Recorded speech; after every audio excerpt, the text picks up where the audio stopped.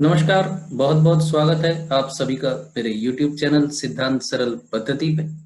2 minute में आप जाने कि आपका ग्रह क्या फल आपको देने वाला है।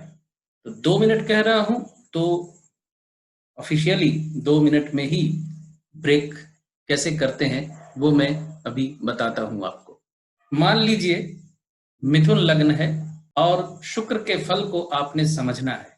और मिथुन लग्न में शुक्र स्वग्रही है तुला राशि में 5 डिग्री 30 कला से लेकर 40 विकला के अंदर, जिसको हम चालू भाषा में 5 डिग्री 30 मिनट 40 सेकंड कहते हैं, लेकिन वो कला विकला होती है। तो शुक्र यहाँ 5 30 40 डिग्री पे है। तो इसका मतलब है शुक्र मंगल के नक्षत्र में है और सूर्य के शबलॉड में है। तो ये शुक्र क्या फल देगा आपको। अब ये शुक्र फल देगा कब? दशा अंतरदशा में देगा, महादशा में देगा और अंतरदशा में देगा। तो ये शुक्र क्या फल देगा? सबसे पहले आपने ये देखना है कि शुक्र है कहाँ का लॉर्ड, कहाँ बैठा है और फल कहाँ का देगा। तो नेचुरली मिथुन लग्न में शुक्र स्वग्रही पंचम भाव में प्रेम के भाव का लॉर्ड है और स्वग्रही है पंचम भाव में, और शुक्र द्वादशेष भी है।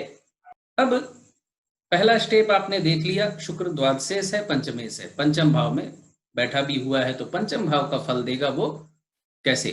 मंगल के नक्षत्र में है। तो मंगल कहाँ का लॉर्ड है? मंगल आपका छठे भाव का लॉर्ड है और एकादश भाव का लॉर्ड है। तो शुक्र मंगल के नक्षत्र में है, तो प्रेम संबंध, शिक्षा, संतान के मामले में ये शुक्र बहुत अच्छा फल देगा अपने नक्षत्र के थ्रू। तो आपने देख लिया कि नक्षत्र एकादश में बैठा हुआ है, वहां भी मंगल स्वग्रही है। तो इस शुक्र ने एकादश का फल देना है। पंचम का संबंध एकादश से बना, मतलब पंचम से संबंधी मामले में आपको सफलता मिलेगी। लेकिन कृष्णमूर्ति पद्धति में ये जो सबलॉर्ड डिसाइडेड द मैटर वाला फॉर्मूला है, यहाँ अप्लाई आप करेंगे तो देखिए स्थिति कैसे बदल रही है। आप इसको समझें इस चीज को। फिर 5 डिग्री 30 कला 40 विकला में अगर शुक्र है तो मंगल का नक्षत्र और सूर्य का सबलॉर्ड ही मिलेगा इस डिग्री में। तो सूर्य सबलॉर्ड जो है शुक्र का वो अष्टम में बैठा हुआ है और सूर्य तृतीय भाव का लॉर्ड है और अष्टम में बैठा हुआ है। तो ये शुक्र अपनी दशा अंतरदशा में सफलता देगा, लेकिन सबलॉर्ड के माध्यम से ये बदनामी करवाएगा। शुक्र सबलॉर्ड बैठा हुआ है अष्टम में तृतीय होते हुए, तो बदनामी भी करवाएगा प्रेम संबंधों में ही। और शुक्र चूंकि यहाँ द्वादशेष भी है, तो यहाँ द्वादश का फल भी मिलेगा। तो द्वादश अष्टम का फल का मतलब है अवैध संबंधों के द्वारा बदनामी होना। यानी शुक्र की ये स्थिति अगर है तो जातक अवैध संबंधों में लिप्त हो सकता है और उसको फल यही मिलेगा जो मैं बता रहा हूं। अब इसमें जरा सा अंतर आप कर सकते हैं और देख सकते हैं कि ये सूर्य अष्टम में ना होकर यहाँ नवम में बैठ जाए, दसम में बैठ जाए। मतलब सीधे शब्दों में कहूं कि यहाँ छठे में ना बैठे सूर्य और द्वादश में ना बैठे और अष्टम में ना हो, यहाँ जहां है इस वक्त, तो फल बदनामी वाला नहीं होगा।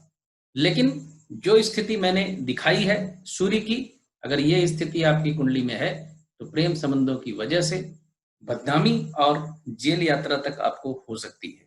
तो आपने देखा, समझा कि एक ग्रह का फल 2 मिनट के अंदर कैसे आप डिटेक्ट कर सकते हैं। ये तरीका है फल को डिटेक्ट करने का। बाकी बहुत सी गहराइयां हैं शुक्र का षडबल, शुक्र का अष्टक वर्ग बल, भाव बल इत्यादि, वो लंबी कहानी है। वो तो डेप्थ से देखने के लिए कुंडली को पूरी तरह से आपको समझना होता है। लेकिन एट ए ग्लांस फल को आप कैसे समझेंगे, उसका सबसे बेस्ट उदाहरण मैंने आपको यहां दिया है। सूर्य तृतीय होने की वजह से जातक घर से बाहर भी जाएगा, क्योंकि तृतीय भाव चतुर्थ भाव का द्वादश भाव है और सूर्य का यहाँ अष्टम में बैठा होने की वजह से वो पंचम भाव से संबंधी मामलों में परेशानी में आएगा। पंचम भाव से प्रेम, संतान, शिक्षा, इन सारी चीजों को देखा जाता है। ये जातक अगर फिल्म लाइन में होगा तो फिल्म लाइन में पहले काफी सफलता प्राप्त करेगा, उसके बाद वो असफलता, बदनामी, डिप्रेशन में चला जाएगा। ठीक है, मुझे आशा है कि आप सबको मेरा ये विश्लेषण समझ में जरूर आया होगा। मैंने काफी सरल तरीके से बताने की कोशिश की है आपको, और बताया भी है बिल्कुल सरल तरीके से।